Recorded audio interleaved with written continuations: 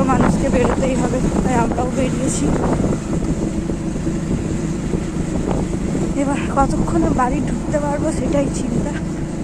কাজটা তো মিটেছে, এখনো কিছু বাকি। চারিদিকে তো রোদে প্রায় হাত কাঁপতে হয়েই গেল। যতই পরে করে কিছু আসি গায়ে হাতে, কিন্তু তাও এই গরম তো আর আমাদের কিছু ছাড়ছে না। দেখা যাক কি হয়।